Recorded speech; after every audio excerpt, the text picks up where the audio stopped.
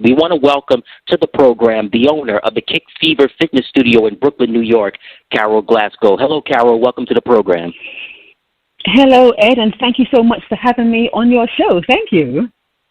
You're welcome, and thank you once again for taking time out of your busy schedule to be on the program. So let's get right to it. Before we get into martial arts and how you were introduced into the world of sports and health and fitness, let's start off with your upbringing. You grew up across the pond in London, England, one of the a city that's known for hustle and bustle, and certainly it's a city that's shaped a lot of the commerce and a lot of fashion and other trends around the world. So tell our audience, what was your London like growing up? Okay, yes, I was born in London, in fact, South London. I loved where I was born and the whole environment that I was in. Initially, I ran track. I ran the 100, 200, the 4x1 and the 4x2, and sometimes even the 4x2 relay. Our season would start from April to September, and everyone that runs track generally flies to Spain for 2 weeks to train in the warm weather, to stuff our faces and enjoy the food in Spain, and of course train for about 3 or 4 hours every day. So we would do that every year for 2 weeks, fly to Spain, train in the warm weather, and then head back to London and start our season again between April and September. And so running the 200, but then running the 400, then doing the either 4x1, 4x2, and 4x4 would end up being an awfully long day. It's a long day, and doing the 400 and then the 4x4 seriously drains you an awful lot. Yeah, I can imagine that. Definitely you participating in a lot of events in track and field. We're going to get more into your track and field career in just a little bit, but you mentioned you grew up in South London, a neighborhood that I've been knowing the kind of like the geography or the demographics of the neighborhoods of South London. Did you grow up in Brixton? I went to college in Brixton. I was born in Balham, South London, and then we moved to Stockwell, again in South London.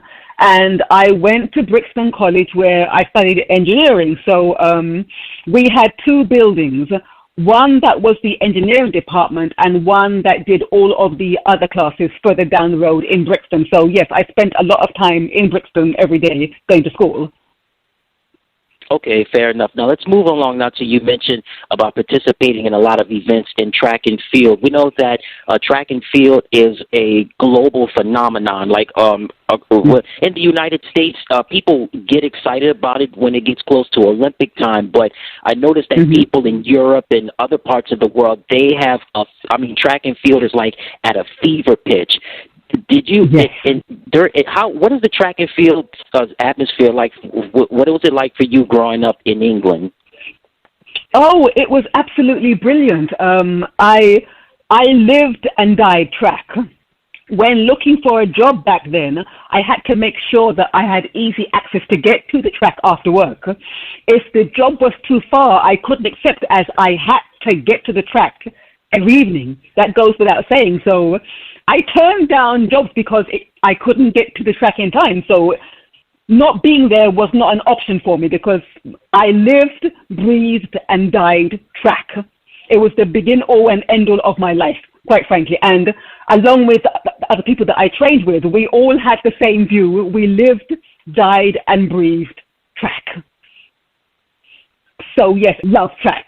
Yeah, I would imagine that because I see a lot of videos, not just on YouTube, but even before the advent of the internet. It just seems like, like I mentioned, me being American is like we get excited over track and field, but I just see that it's just something different, not just in England, but really all of Europe and Asia and other countries. They really gravitate towards track and field. Did you have an opportunity to compete in any Olympic Games or any type of maybe the Goodwill Games or Commonwealth Games or any type of big competitions? I wasn't that good, unfortunately, but so no, it was just local and regional competitions that we entered and were entered into between April and October. So no, it was just regional. Nothing as exciting as the Commonwealth Games, good grief, but alas, no, I did not. Okay, fair enough. But let's stay with your track and field background. Now, besides track and field, who introduced you to the sport of track and field? Was it family members, or was it just something that you just had you were just naturally or just athletically gifted? Yes, we competed and ran in secondary school. Then when I left secondary school and went to college, because college, unlike over here where your school will enter you into competitions, we all belong to local running groups, which wasn't part of the school. So I belong to the Herne Hill Harriers. And so joining that club, we would then go to meet every single weekend and then compete around London and sometimes out of London as well. Okay, let's stay with I wanted to continue on track and field for a moment. Can you explain again to the audience, what are the track seasons like in England? How do they run in England, I should say? So yes, you have outdoor meets between April and again September-ish, and then you have the indoor season.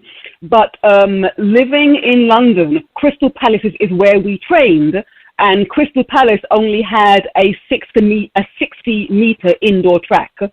There were other indoor tracks that were, I believe, 200 and 400 meters, which we sometimes went to as well, because the fact that I generally ran 200 and 400 meters, doing it indoors is totally different, because now, whereas 200 is half a track and 4 is all the way round, when you run indoors, you're running on a steep bank if you do 400, where I believe it was maybe 4 times round, because, of course, it's a smaller indoor track. So running indoors doing 2 or 400 was difficult for me, because running on the bank was awfully hard for me. But I didn't do much indoor competing. It was mainly outdoors, and every now and again we would do an indoor meet. But yes, it's totally different to running outdoors. Okay, so now let's move on now to your personal training career. How did you get involved in personal training? Well, once I got to New York in 1990 and started the martial arts, because I've always been an athlete from the age of 12 or 13, I've always worked out my entire life.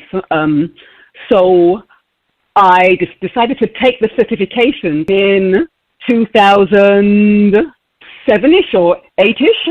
I took the certification to become a personal trainer, because I mainly have been doing the martial arts and teaching the kickboxing. So that's how I got into that. Okay, and let's segue into the next topic. Where you mentioned martial arts. Now, looking at your bio right here, it says that you have martial arts training with black belts in Hapkido and you can correct me if I'm wrong. Is it pronounced Kumite, Ryu Ju-Jitsu? Exactly. Yes, that's right. All right, awesome. So let's stay just with those particular styles of martial arts that you have black belts. And we know martial arts is broad and it's very diverse. There's Taekwondo and there's Judo and there's Brazilian Jiu-Jitsu and there's a host of others. But can you explain to the audience what entails with Hapkido and Kumite, Ryu Jiu-Jitsu? Right. With Hapkido, okay, so we know that Taekwondo mainly is just kicks. Mainly. With Hapkido, it encompasses every form of self-defense. So whether you're doing kicks or punches, if someone grabs you, you can defend yourself. If someone has a knife on you, you can defend yourself. If someone has a bat on you, you can defend yourself. And even if you happen to be, unfortunately, on the floor with someone atop of you, you can defend yourself even from the position. So it encompasses everything. So if I can't kick and someone grabs me, I can still defend myself and get out of that. If I happen to be on the floor where nobody wants to be, I can still defend myself and get out of that unfortunate situation and redirect the energy from my attack, from myself onto my attacker, and get myself off said attacker and get on home. So that's the difference between Hapkido, where you can be in any situation, being attacked with a gun, knife, bat, or even sword, to name but a few, and still be able to defend yourself from those attacks and get home in one piece. Oh wow, that's interesting, right? That you broke it down like that, because again, as I said before, the martial arts is so broad, but you really broke it down in detail about what Hapkido is. Is Kumite, Ryu, Ju-Jitsu, is it the same thing? Kumite, Jiu-Jitsu, the difference with that, my master is Sabanim David Herbert. His master was Soki Little John Davis, who's renowned in the martial arts world. So when I started doing Hapkido with Master David Herbert, I was given the opportunity to train with his master, Soki Little John Davis. At that time, Soki had a studio in Harlem, so I would go up there 2 or 3 times a week from Brooklyn and train with him. Now with Soki and that branch of Jiu-Jitsu, they teach you, because on the street, as you are probably aware, there's no style with any attacker attacking you who's from the street. They'll just attack you any which way known to man. And with Soki's style of martial arts, it's about street fighting. There's no bowing in street fighting and no getting ready in street fighting. In street fighting, they come at you and you have to defend yourself come what may. So you have to, if it means taking to the streets because you're being attacked, then therefore Soki teaches you what to do if you happen to be on the street and get attacked and get home in one piece. So he's more what to do on the street, because again, we live in Brooklyn. Well, I'm in Brooklyn, should I say, and anything can happen in Brooklyn or anywhere in New York, quite frankly. So Soki's martial arts teaches you what to do if you're on the street and you get attacked, to bam, bam, bam, disarm attacker and get the heck on home. Wow, that's interesting, right there. Definitely, you gotta have that as they say, that third eye, or that street sense, so to speak. And then you definitely. Yep, you gotta be on point, not just in New York, but just anywhere in the world where people are coming at you. And like you said, attackers know no style, and you just have to be ready. Right. And speaking of being ready, you definitely you earned your black belts in those forms of martial arts, and it propelled you to start Kick Fever Fitness, which is your own studio that you have. Just tell the audience a little bit about Kick Fever Fitness. Well, yes. So what I try to explain to new students, I'm not Billy Blanks. I don't teach Taibo, because again, we live in Brooklyn. We're not in 90210. And of course, there's nothing wrong with Billy Blanks type of martial arts. Of course, it's great. But living in the real world in Brooklyn or anywhere else, you have to learn how to defend yourself just in case. It may never happen, but just in case, learn something. I don't care who you learn it from, but learn something just in case. Because at this time that we're living in now, people seem to have lost their minds. So be prepared. Going down to the subway, walking on the street, be prepared. Take off, keep your phone in your handbag or in your pocket. Please don't keep looking at your phone walking down the street. Your eyes need to be above and looking around you just in case. I use a Bluetooth earpiece and my phone stays in my handbag because I can walk and talk at the same time. I don't need to have my phone in my hands. So I teach my students to be aware of your surroundings. Be prepared. Follow your instincts. Your instincts will never, ever, ever let you down. If you think something is wrong, you're probably right. Walking home at night, please, again, keep your phone in your bag. especially at night, I explain to them how my master taught me. When walking home at night, don't walk close to the buildings. Walk more nearer to the street so that you can see the lighting from said buildings and also the lighting from the cars approaching you or from behind.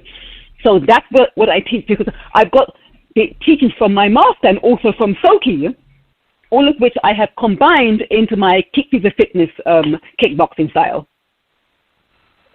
All right, let's talk more about Kick Fever Fitness. What are the routines consist of at Kick Fever Fitness?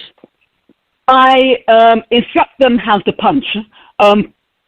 You have to have a closed fist. You have to make sure that when you punch, for instance, that your wrist is totally straight and not bent. The body is a hard mass.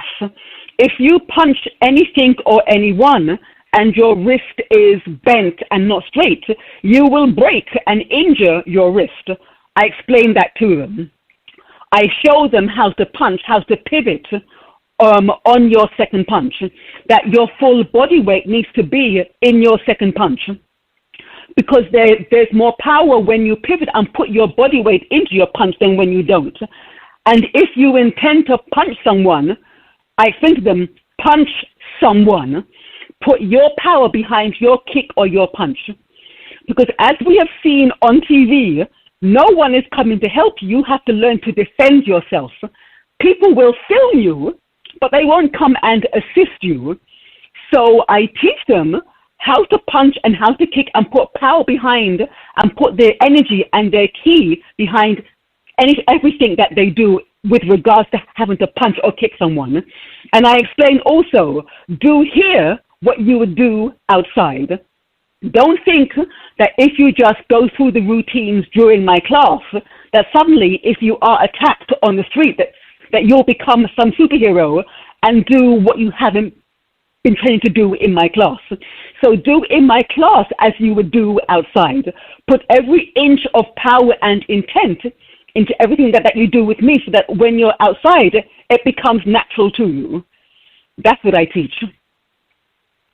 Okay, just give us more, give the audience more about what your classes are, what are your classes designed to do, just in terms of not just giving a full body workout, but also just besides teaching self-defense and also working your core muscles. Well, I mean, I'm teaching them how to get fit, but also how to defend themselves at the same time. Because why can't we do both in one class? It's not one or t'other, it's both. So it's a full body workout, but during that workout, you are learning how to pitch, how to punch, and how to kick. So they'll learn their front kick, their roundhouse kick, their side kick. So again, and I explain, Jean-Claude Van Damme's kicks are great. They're absolutely brilliant. But again, we all can't kick that high. And it's never about height. It's the intention behind your kick. So again, as long as you can kick from the groin down, you're good. Because again, it does not have to be high. You can be aiming for the groin, for the thigh, for the calf. And again, it's the power behind the kick, not how high you can kick. And that's what I install in them and let them know. I don't care how low you kick, but put power behind your kick. And I ask them, if you had to, could you? So everything that you do is with the intent, just in case, if you had to use it, you could. By putting your intent and your power behind every kick and every punch that you throw. That way, if you could, yes, you can. All right, and let's stay with martial arts for a moment. You know, you being a woman of color and then being heavily involved in the art form, what are your tips for women of color that want to get into martial arts? Find a good school. I was lucky, again, 28 years ago or so, I was working in Soho, and at that time, if you recollect the white pages, I was looking through and found the martial arts school on Broadway and Houston in Soho in Manhattan. So I called up, I met the master, and I liked him instantly. So he said, come by tomorrow. So I came in, I signed up there and then, and Carol being Carol, I couldn't go once a week. I had to go every single day. So I went every single day for the first 7 or 8 years. That's just because I'm that intent in what I do. So I went every day, 7 days a week, to the martial arts school in Soho, and I've been going to the same masters, to the same school for 28 years. Find a good school. Find a school where you're comfortable in, because I mean, there are some schools, they're more interested in getting in students and not teaching them properly. Find a school where you go in, take a class, or in fact just watch a class. See how the instructor interacts with its students. See how you feel about the other students in the school. Are they all male? Are there only a few women? I was lucky again with my master. It's a very diverse school. He's got lots of female instructors, lots of students of color, and he in fact is a master of color as well. So I just liked him instantly. His energy was absolutely great, and that helped me too. And he helped me enormously. He pays attention to you as I do to my students. I observe, I see what's wrong, I try and help them, I give them encouragement every single class that we're in. But again, find a school that you're comfortable with and that you have the time to go to, because it's not just once a week. You need to be going at least 3 or 4 times a week. Where can people find you on social media? And again, let them know the website as well. Of course. It's Kick Fever Fitness. I'm on Instagram under Kick Fever Fitness, Facebook and Twitter, all under Kick Fever Fitness.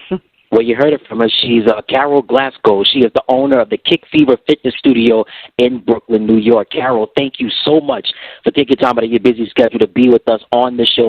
Thank you so much, Ed. It was great speaking with you and telling your audience what it is that I do. Thank you so very much.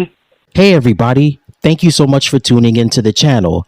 Remember to click like, share, and subscribe. And thank you for watching.